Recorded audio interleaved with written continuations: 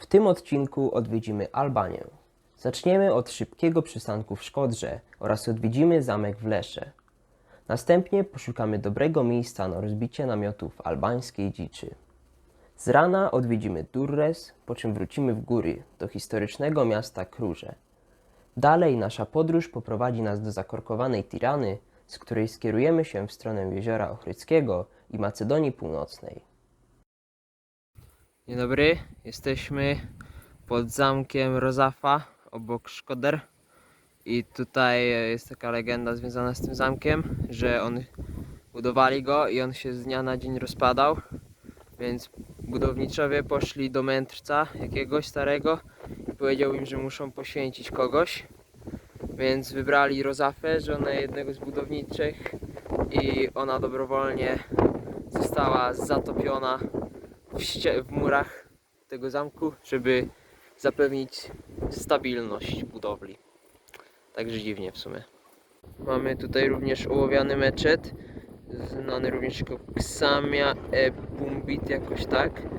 I on działa w taki sposób, że ma ołowiany dach, dlatego nazywa się ołowiany meczet. I to jest właściwie tylko po to, żeby pioruny na przykład, w sensie, żeby był ochroniony od żywiołów, na przykład piorunów. Taki ciekawy, ale jest zamknięty. I taki ładny widok. Ogółem, drogie koleżanki, sytuacja jest taka, nie martwcie się o mnie, bo przecież zawsze o pierwszej w nocy można zwiedzać nad przepaścią, jakiś tam zamek, jakiś rycerz zaraz jest przepaść. Bo ogółem nasz plan zwiedzania jest oparty na systemie 28-godzinnym. 8. No tak. 28-godzinnym. Jest opartym. Inaczej funkcjonuje ten świat, ale my tutaj zakładamy, że 28 w ciągu doby jest do zrealizowania. I będzie. You know I want you. Znajdujemy się przy zamku Lezhe, tak się to pisze, nie wiem jak się to czyta.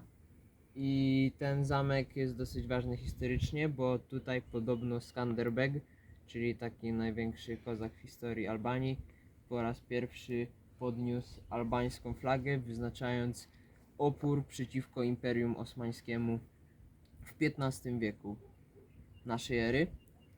I te tutaj obwarowania, powiedzmy, pochodzą z czasów iliryjskich, czyli dawno temu. No. Generalnie nic nie widać, bo jest ciemno, bo nie podświetlili tego zamku, bo może ich nie stać. Ale mamy latarki. I jest w 12:30 może. Yeah. Hejo! Śpimy w aucie, w piątkę. Bardzo śmiesznie. Bo Jest pada. godzina, chwilka, już zaraz powiem. No, jechaliśmy Zaraz. 3 godziny. Jechaliśmy 3 godziny. Rozłożyć namioty. 3:49. Nie rozłożymy namiotu, Ty bo spałeś pada. 5 godzin. Przespałem całą kurwa drogę, nie wiem czy zasnę. Zwłaszcza, że jeśli się spojrzy, to się robi jasno. Jesteśmy przy starożytnym rzymskim amfiteatrze pochodzącym z II wieku naszej ery i jest to jeden z takich największych amfiteatrów na Bałkanach, mógł pomieścić nawet 20 000 ludzi, ale jak teraz widać jest taki, no nie widać siedzeń, no jest taki zniszczony, bo odkryli go dopiero w XX wieku i przez prawie 2000 lat był zasypany jakąś ziemią i gruzami i nikt w sumie nie wiedział, że on tu jest.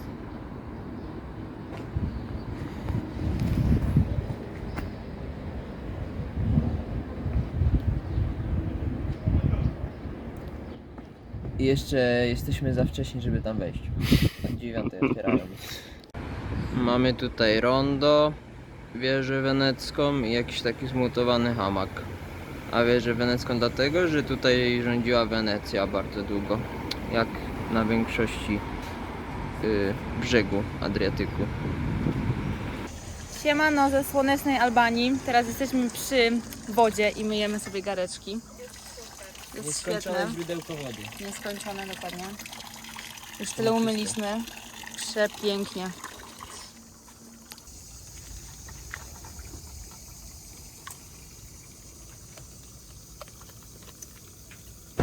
Hyc. Dziękuję. Proszę Państwa, to jest wieża i byłaby fajna, ale jest kurwa oplątana na pasy samochodowe i stalową linkę. Także coś chyba poszło nie tak. Jesteśmy na zamku Kruje i to chyba jest wieża strażnicza Balszaj, ale nie jestem pewien, bo nie mamy internetu i nie mamy jak tego sprawdzić na pewno. Ale była ważna, rządziła nią rodzina Balszaj i odegrała właśnie jakąś taką strategiczną rolę w obronie tego terenu przed Osmanami w XIV wieku. A tu są takie przepiękne widoczki. Teren broniony w XIV wieku. Chyba dalej jesteśmy na zamku Kruje i to chyba jest Muzeum Skanderberga i to chyba ma przypominać jego hełm. A Skanderbeg to generalnie był największy kozak w historii w ogóle Albanii, bohater narodowy, taka ich duma największa, bo on rozpoczął rebelię przeciwko Osmanom, mimo że był generalnie osmańskim dowódcą, się zbuntował i jakby jako Albańczyk podniósł rebelię i tam przez dobrych chyba paręnaście nawet lat walczył z Osmanami, którzy byli wtedy tak najsilniejsi, bo to było mniej więcej w czasach, kiedy wydarzyła się Warna. Także no generalnie uznawany za jednego z takich najlepszych i najważniejszych dowódców w historii. No i ładnie. Disclaimer, jak Dave mówił, że typ był kozakiem, no nie był literalnie kozakiem, był po prostu super, ale literalnie kozakiem chyba raczej nie był. Chyba nie. Chyba nie. Dzień dobry. Wyjeżdżamy właśnie. Oglądając, co to jest, Pieśnia Labiryntu. I sobie jedziemy. Takie piękne widoczki. Garaże. Tutaj Agata. Piękny widoczek. No, na razie tutaj nie ma super. No to pojamy. Jedziemy sobie, jesteśmy już prawie w Tiranie, ale tak jedziemy od ostatnich, no dobrych pół godziny, gdzie no dosłownie się stykamy praktycznie lusterkami z ludźmi. I no w sumie nie za bardzo ruszamy się do przodu. Mamy problem znaleźć miejsce do zaparkowania w tej Tiranie całej. A to dziwne, bo ile tej znaków On się kręca. parkingu jest nasrane wzdłuż drogi. Tu kolejny. Tak z 17 kurna widać. No każde miejsce parkingowe ma własny znak.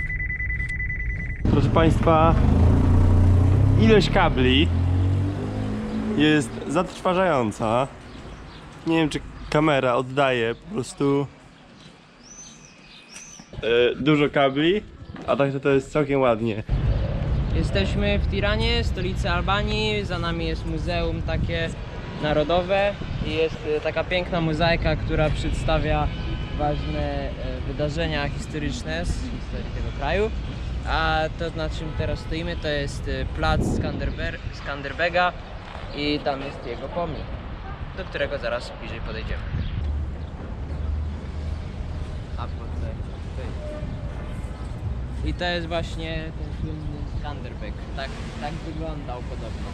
A tutaj mamy meczet Behem Bey, jakoś tak.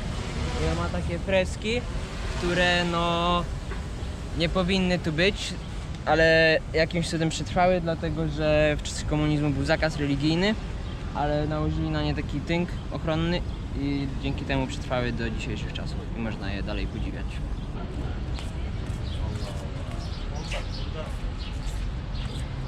No. Ale nie wejdziemy, bo mamy krótkie spodnie.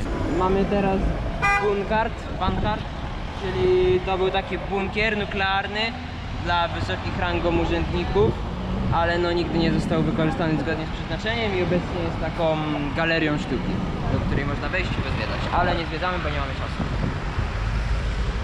Kościół Zmartwychwstania Chrystusa. To jest kościół prawosławny. Ale bardzo ładny, całkiem nowy. I widzimy go od tyłu, a nie od przodu, ale już trudno. Ale ma ładną bardzo wieżyczkę z zegarem. Tak. Patrzcie sobie. To ona. Za mną jest piramida w Tiranie. To jest takie miejsce, w którym Enver Hoxha, czyli taki tutaj komunistyczny dyktator, który rządził tym krajem przez wiele lat, znajduje się, jego ciało, bo to miało być jego muzeum i mauzoleum. Obecnie to takie trochę nie wiadomo co jest, ale a propos samego Envera Hodży, to on taki był trochę crazy, bo cały czas się bał, że ktoś na niego najedzie, będzie inwazja, więc zbudował 175 około tysięcy bunkrów w całym kraju. I do dzisiaj można je wszędzie zobaczyć. Tutaj, proszę Państwa, kable. Kable na kablach. Kabliszcze okablowane. I to jest, proszę Państwa, urok zabudowy, prawda, nieplanowanej. To nie jest jak Nowy Jork, że wszystko jest na kratce, tylko ludzie przyszli, zaczęli się budować, A Dave nam właśnie Potem- odjeżdża. państwo zaczęło się budować dla ludzi i bardzo fajnie. Miła sytuacja. A teraz się śpieszymy, żeby nas nie skasało za 2 godziny.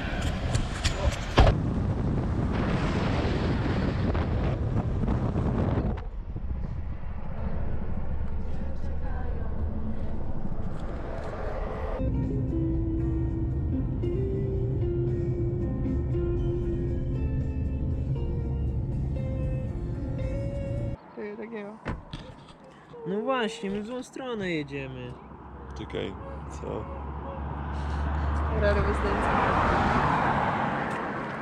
Jak to w złą stronę jedziemy? No w sensie, że tam był jakiś skręt, który ominąłem. Po tych kurwa 60 kilometrach. Miałeś you had one job. Dobra, ty mnie zwykle nawigowałeś, że tutaj mam skręt. To zakosiłeś kamerę, zakosił komórę, chowa gdzieś po kątach. Miał jeden zakręt. Oh. If you want coming to sleep in my hut, the price is 10 euro for one adult. In the booking have a wrong with price. Kto tak napisał? No ten tam, gdzie Ale... mamy spać dzisiaj. A Booking co powiedział? Co booking mówił 77 zł za 5 osób. No właśnie. No to kurwa troszkę scam.